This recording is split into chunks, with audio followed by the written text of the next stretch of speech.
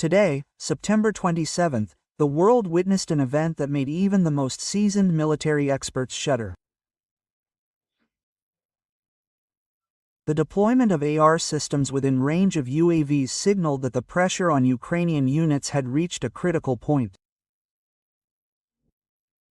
Experts are trying to unravel the mystery of why the expensive and rare Archer systems ended up in the crosshairs of enemy FPV drones. Perhaps the Ukrainian command is under such intense operational pressure that it is forced to risk its most valuable weapon. Or perhaps the threat from Russian drones was underestimated from the very beginning. What happened early this morning in the Polish city of Rzeszów shook Europe to its core. For the first time in the conflict, Russia was able to destroy unique NATO weapons worth $7.5 billion right on Ukrainian territory. This moment became a turning point for the entire Western world and symbolizes the collapse of a long-standing strategy. What happened revealed a profound misunderstanding of the true scale of the threat, despite all the previous warning signs. But most strikingly, neither NATO nor Sweden seems to have learned the right lessons from this painful lesson. This raises a pressing question that is haunting analysts around the world. If Western allies have failed to learn their lessons and continue blindly supporting Ukraine, what could be the outcome of this standoff? Even after the demonstrative destruction of highly valuable equipment, Western partners stubbornly continue down the same path, repeating old mistakes. The gap between politicians' grandiose statements of unwavering support and the harsh reality of the front lines is becoming increasingly apparent. On the front lines, Western weapons are demonstrating their vulnerability in the face of Russian adaptation and new tactical solutions. This contrast undermines faith in Western strategies and casts doubt on the effectiveness of long-term assistance. The destruction of the Swedish ARCHR self-propelled artillery system is not just an expensive weapon. Its cost and technological sophistication made it one of the most valuable elements of Western military support for Ukraine. Experts estimate that each Archer system costs tens of millions of dollars, and its rarity is explained by its limited production and the use of advanced Swedish technologies. Great hopes were pinned on the Archer: accurate target engagement at long ranges, high mobility for rapid repositioning after firing, and crew protection thanks to an automated loading system. These systems were intended to become the backbone of counter-battery warfare, suppressing Russian artillery and ensuring battlefield superiority. But the destruction of the Archer system by the relatively inexpensive and widely available fluorine monophosphide fidrone was a painful blow to both Kyiv and its Western allies. In military circles, this event was instantly hailed as a symbol of the defeat of high-tech Western technology. For the public in Europe and the United States, facing asymmetric threats, it was a cold shower, demonstrating that even the most advanced systems do not guarantee invulnerability. Russia's growing technological adaptation could negate the West's claimed superiority. This episode sparked heated debate about the wisdom of supplying certain types of weapons and their true effectiveness in modern conflict. However, despite this obvious failure and the loss of such valuable equipment, Sweden's response proved strikingly one-sided and even counterproductive, according to many analysts. Just days after the incident, on September 11, 2025, the Swedish Minister of Defense made a sensational announcement. The country would allocate an unprecedented $7.5 billion in military aid to Ukraine over the next 2 years, as well as significantly increase its own defense budget. This decision was apparently influenced not only by the destruction of Archer, but also by the overall rise in tensions in the region, including the incident with a Russian drone in Poland on September 10. Nevertheless, a pressing question arises. Why, seeing the vulnerability of its advanced systems on the battlefield, is Sweden choosing the path of escalation rather than a strategic review? It seems that Stockholm is not simply ignoring bitter lessons, but is deliberately doubling down. Is this decision driven by a firm belief in ultimate victory, political pressure, or a desire to demonstrate unwavering loyalty to allies at any cost? This move is deeply troubling, demonstrating that the mentality of responding to force with force prevails over a sober analysis of real threats and capabilities. The modern war in Ukraine has long since moved beyond a local conflict. It has become a large-scale and brutal testing ground for the West's most advanced military technologies. It is a veritable living laboratory, where concepts that previously existed only on paper and in theoretical calculations are being tested in practice. In this context, the Swedish Archer artillery system is becoming one of the most striking examples of such a field test. Western analysts and military specialists are closely monitoring its use, trying to understand its true effectiveness, advantages, and, most importantly, weaknesses in an intense conflict with an adversary possessing a sophisticated reconnaissance and engagement system. This war not only exposes the shortcomings of individual systems but also challenges established doctrines, forcing a reconsideration of strategic approaches and tactical methods. Every use of Archer, whether successful or resulting in a loss, is carefully studied by both sides, influencing the further development of weapons and combat methods. Thus, Ukraine is becoming an arena where the face of future wars is being shaped, and systems like Archer are at the center of this transformational process.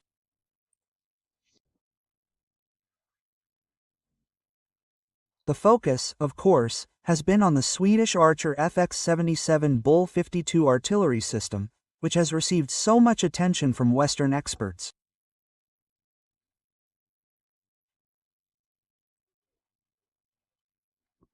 Developed by Bay Systems Bofors, Archer is a highly automated 155mm self-propelled howitzer mounted on the chassis of a Volvo A30D all-terrain vehicle.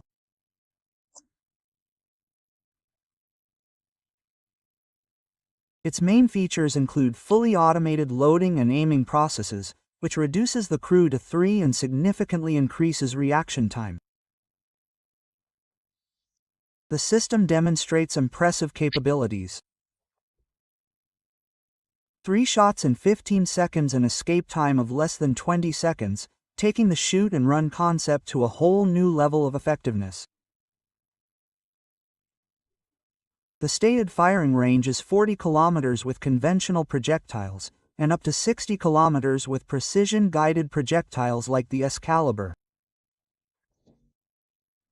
Its high accuracy, rate of fire, and crew protection made the Archer a source of pride for the Swedish defense industry and a coveted acquisition for the Ukrainian armed forces. For Western allies, the transfer of the Archer symbolized their commitment to providing Ukraine with the most advanced technologies to combat the aggressor. For the Russian armed forces, this system became a priority target.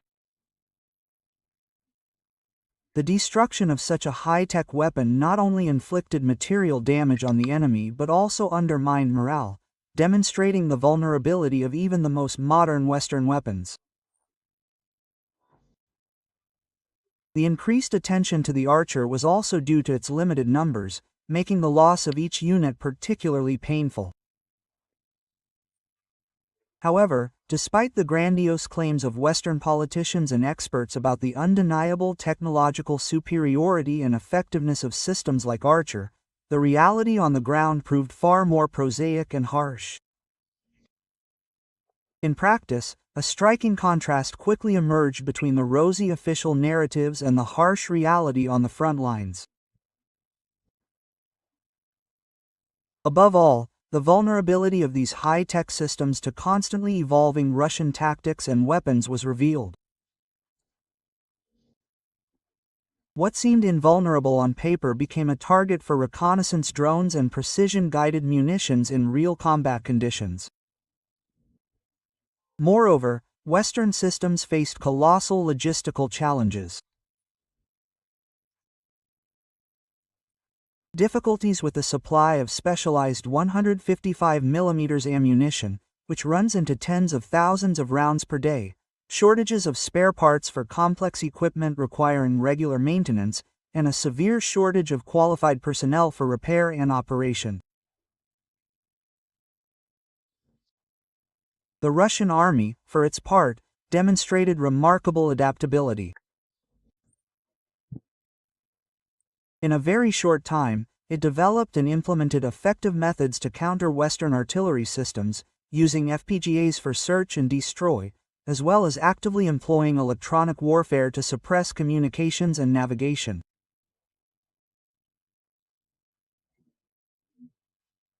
This turns expensive and complex Western weapons like the Archer not into a turning point in the war, but into yet another battlefield bottleneck, requiring enormous resources to maintain combat effectiveness.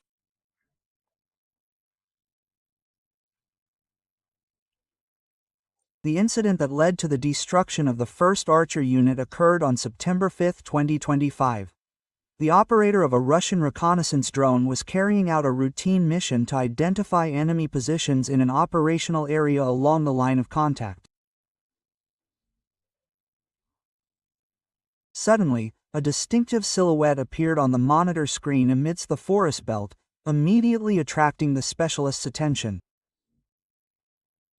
It was a self-propelled artillery unit, and based on its outline, dimensions, and specific details, the operator quickly identified it as a Swedish Archer.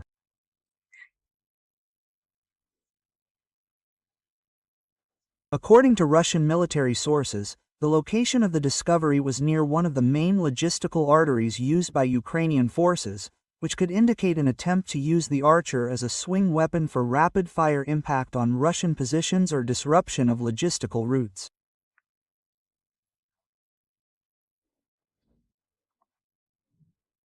The precise positioning and detailed identification of the target were made possible by the drone's advanced optical systems and the highly trained operator. This was strategically important, as the detection of such a high-value target, previously considered elusive, confirmed the effectiveness of Russian reconnaissance systems and marked the first step toward eliminating a rare weapon so boasted by Western suppliers. The discovery of the Archer by the Russian drone did not go unnoticed for a second. In response, 3 Russian combat groups immediately responded with a swift and highly coordinated response. The intelligence data obtained by the drone operator was immediately transmitted to headquarters, where within minutes a decision was made to quickly engage the target. The first group, consisting of electronic warfare units, began actively suppressing potential enemy communication and command and control channels in the detection area to prevent the Archer from quickly moving or receiving support.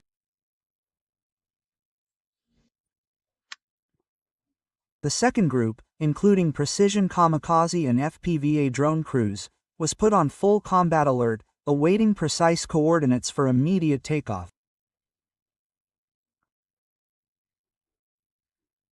The third joint fire group, consisting of artillery units and attack drone crews, was focused on maximum readiness for strike.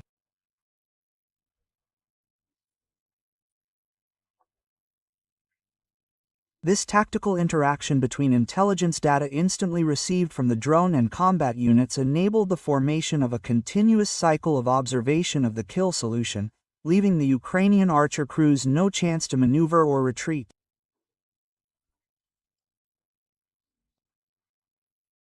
This coordinated action underscored the high level of integration between the various branches of the Russian army and their ability to react instantly to identifying priority targets. The importance of the accurate identification of the early Archer modification by the Russian military cannot be overstated. The drone operator, with his high level of training and access to up-to-date intelligence, unmistakably recognized the distinctive features of the Volvo A30D chassis and its distinctive elongated hood.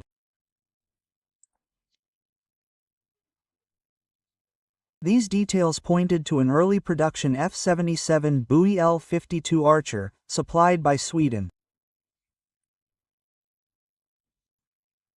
This precise target identification at a distance was crucial for the subsequent attack tactics.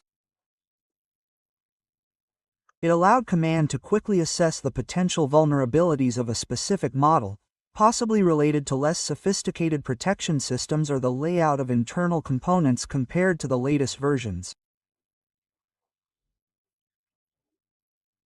Knowledge of the exact model also helped select the most effective weapons and plan the drone's trajectory for maximum damage.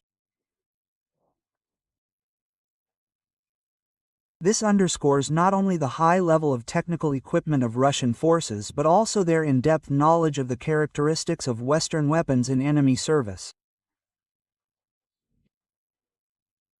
Accurate target identification in real time reduced the decision-making time and increased the likelihood of successfully destroying such a valuable piece of equipment. After accurate identification and rapid coordination, the culmination of the operation arrived. An FPV drone, piloted by an experienced operator, took to the skies and, using reconnaissance data, directed the craft toward the enemy target. Thanks to its high maneuverability and ability to fly low, the drone successfully evaded detection and possible countermeasures. Tension escalated with each passing second until the FPV drone approached the Archer at a critical distance.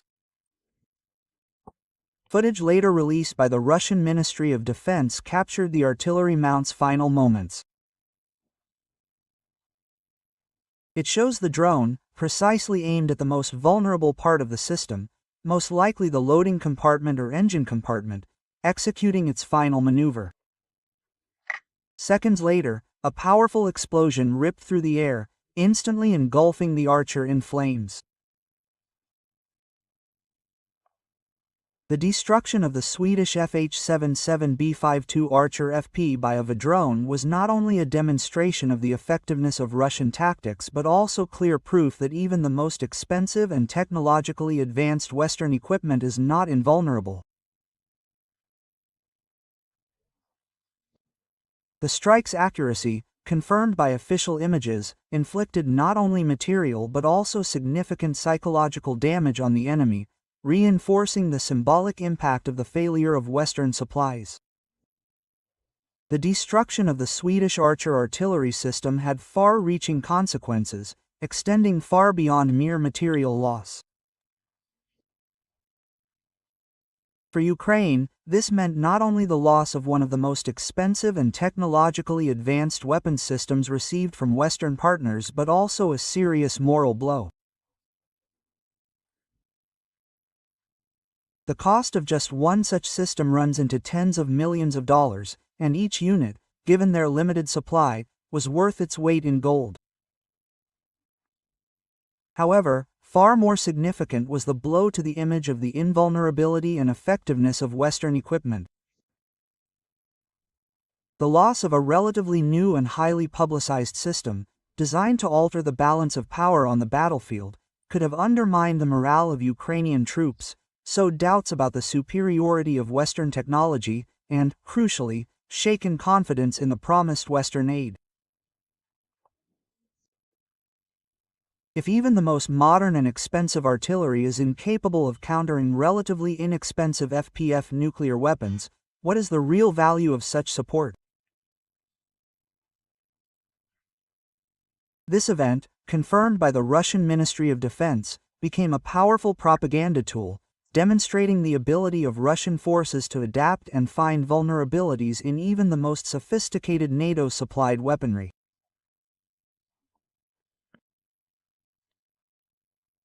In response to these widely publicized events, Sweden responded on September 11 with an official announcement of a new, large-scale aid package for Ukraine.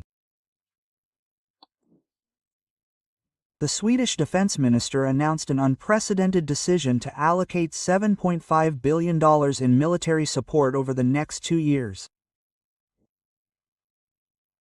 This was not simply an increase in funding, but rather a demonstration of Stockholm's firm commitment to continue supporting Kyiv, despite the growing risks and obvious battlefield setbacks associated with the use of Western equipment.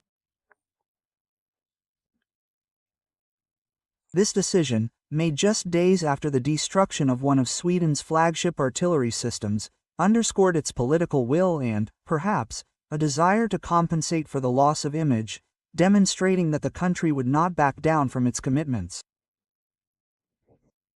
This move sparked intense debate among Western analysts. Some experts viewed it as a sign of unwavering solidarity, while others expressed concern that such a decision could be hasty and fail to take into account the real lessons of the current situation on the front. Beyond the direct response to the Sarcher incident, Sweden's decision to increase aid was also prompted by another significant event that occurred the day before the defense minister's statement. On September 10, a Russian drone, for unknown reasons, entered the airspace of Poland, on NATO country, causing an immediate escalation and a diplomatic row. Although the incident did not result in casualties or damage, it was perceived in Warsaw and Stockholm as further evidence of Russia's increased aggressiveness and an immediate threat to the security of NATO's eastern flank. Thus, the two events, the destruction of the Archer in Ukraine and the violation of Polish airspace, converged to create a picture of mounting pressure and pushed Sweden to take more decisive action. The expanded support included not only financial allocations to Ukraine but also promises of additional military and technical assistance to Poland, aimed at strengthening its air defense and overall defense capabilities. This symbolized solidarity and a desire to collectively address security challenges in the region, emphasizing that incidents in Ukraine and NATO are perceived as interconnected links in a single chain. The most telling, and perhaps controversial, aspect of the new Swedish aid package was the confirmation that it would include additional Archer artillery systems.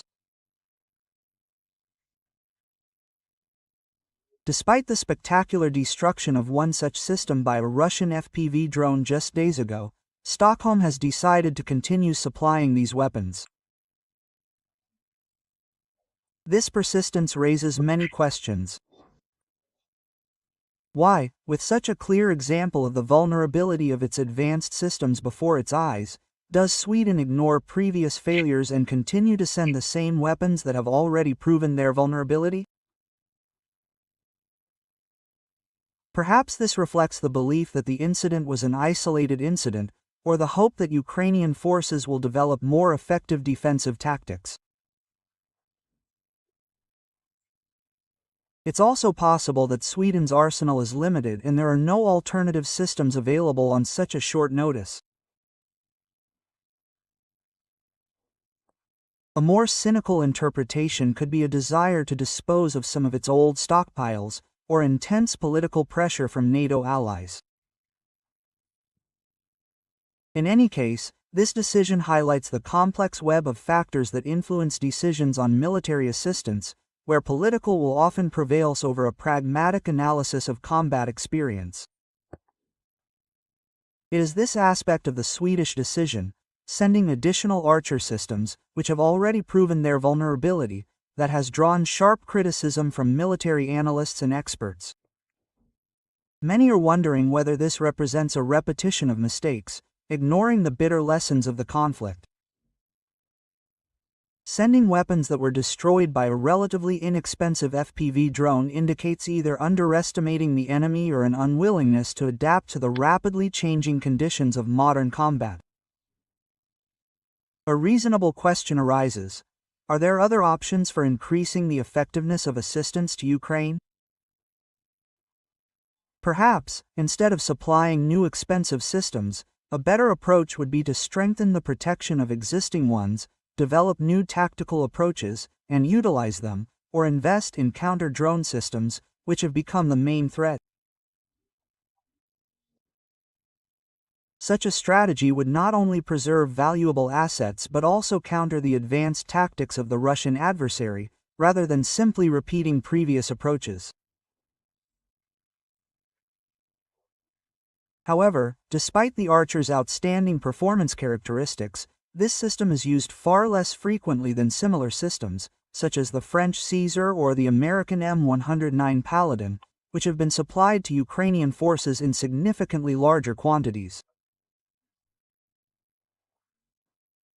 The reasons for this lie in two key factors: limited availability and the extremely high cost of each unit.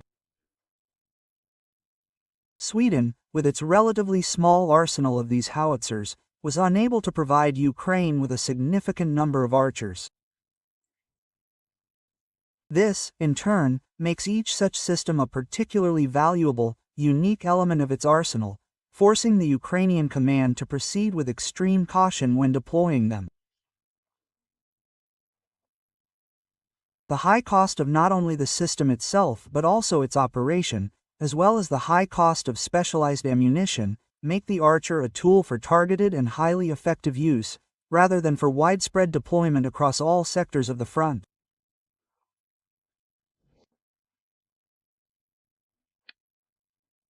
Given the chronic shortage of 155mm ammunition and the limited resource base of the Ukrainian forces, each Archer is a strategic trump card, used only in the most critical situations when maximum precision and concealment of fire are required.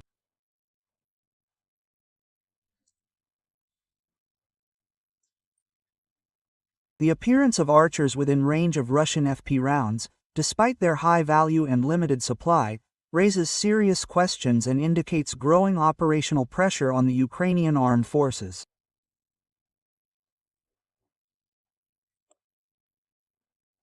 This may be the result of a severe shortage of other, less expensive artillery systems or ammunition, forcing the Ukrainian command to use all available firepower, even at increased risk. It's also possible that Archer crews are forced to operate closer to the line of contact to compensate for range limitations or to increase the accuracy of hitting Russian positions. This could also indicate an underestimation of the threat posed by Russian FPV drones or insufficient measures to conceal and protect them.